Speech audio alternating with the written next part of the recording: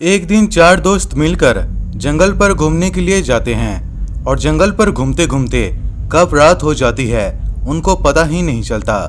उसके बाद वो चारों दोस्त बाहर जाने का रास्ता ढूंढने लगते हैं, लेकिन कहीं पर भी उनको बाहर जाने का रास्ता नहीं मिलता। उसके बाद चारों दोस्त बहुत परेशान हो जाते हैं और तभी उनको थोड़ा दूर एक बूढ़ा आदमी दिखाई देता है। उसके बाद वो चारों दोस्त मिलकर उस बूढ़े आदमी के पास जाते हैं और उस बूढ़े आदमी से बाहर जाने का रास्ता पूछने लगते हैं और तभी वो बूढ़ा आदमी बाहर जाने का रास्ता बता देता है।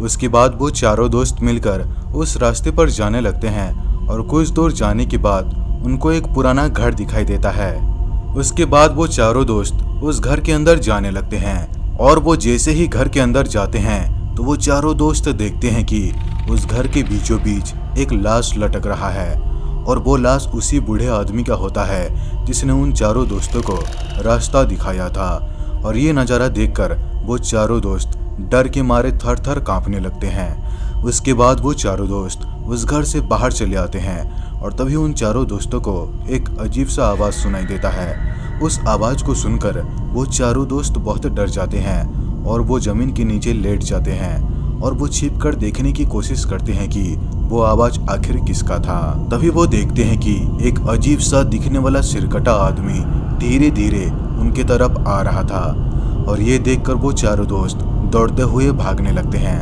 और तभी उन चारों दोस्तों में से एक लड़का पीटर को एक सोने का सिक्का दिखाई देता है। उसके बाद पीटर उस सिक्के को उठाकर देखने लगता है और अपने पॉकेट में रख देता है। उसके बाद वो चारों दोस्त जंगल से बाहर जाने का प्लान बनाते हैं और तभी एक छोटा बच्चा दौड़ते हुए उनके पास आता है और कहने लगता है, मेरे पापा आपको बुला रहे हैं। उसके बाद वो चारों दोस्त उस छोटे बच्चे के पीछे पीछे जाने लगते हैं, लेकिन कुछ दूर जाने के बाद वो छोटा बच्चा गायब हो जाता है। और तभी वो देखते हैं कि वो चारों दोस्त एक सड़क के ऊपर खड़े हैं। तभी पीटर उस गोल्ड कॉइन को अपने पॉकेट पर चेक करने लगता है, लेकिन वो गोल्ड कॉइन पीटर को कहीं पर भी नहीं मिलता। एक जंगल है जहाँ पर एक सिरकटा शैतान सोने के सिक्के लेकर घूम रहा है और एक छोटे बच्चे की आत्मा है जो कि लोगों की जान बचाने के लिए उनसे सोने के सिक्के ले रहा है। बाकी आगे की कहानी आपको ही समझना होगा। जॉन नाम का एक लड़का एक दिन अपने घर पर आकर अपनी वाइफ के साथ बहुत झगड़ा करने लगता है और झगड़ा के दौरान ही जॉन गुस्से में आकर एक डंडा उठा लेता है और उस डंडे से अपनी वाइफ के सिर पर मारता है, जिससे उसकी वाइफ वहीं पर बेहोश हो जाती है। उसके बाद जॉन जब अपनी वाइफ की नब्ज को चेक करता है तो वो मर चुकी होती है और इसे जॉन बहुत डर जाता है। और तभी जॉन घर के बीचों बीच एक गड्ढा खोदकर उसी गड्ढे में अपनी वाइफ को दफना देता है। लेकिन कुछ दिनों बाद उस घर में अजीबोगरीब चीजें होने लगती है और जॉन को ऐसा लगने लगता है कि उसकी वाइफ की आत्मा उसके आसपास ही मौजूद है। उसके बाद जॉन को ऐसा लगने लगता है कि उसकी वाइफ की डेड बॉडी को जलाया नहीं गया है, इसलिए उसकी आत्मा भटक रही है। उसके बाद जॉन फिर से उस जगह पर खुदाई करने लगता है जहां पर वो अपनी वाइफ की बॉडी को दफनाया हुआ होता है।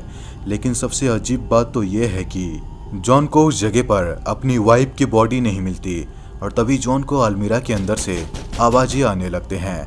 उसके बाद जॉन जैसे ही अलमीरा को खोलकर देखता है तो उसके अंदर उसकी वाइफ की डेड बॉडी होती है जो कि पूरी तरह सड़ चुका होता है। और तभी वो डेड बॉडी अपने आप खड़ी हो जाती है और एक चाकू लेकर अपने हस्बैंड जॉन को जान से मार देती है। लेकिन तभी जॉन का आंख अचानक से खुलता है तो उसके सामने उसकी वाइफ बैठकर घर का काम कर रही होती है और तभी जॉन को ये पता चलता है कि वो सब उसका एक सपना था और कुछ नहीं। दोस्तों ये स्टोरी कैसा लगा नीचे कमेंट करके जरूर बताना। दोस्तों अगर वीडियो अच्छा लगा हो तो वीडियो को लाइक करें, शेयर करें और इस चैनल को सब्सक्राइब करना बिल्कुल भी ना भूलें। तो दोस्तों मिलते हैं अगले वीडियो में, तब तक के लिए धन्यवाद।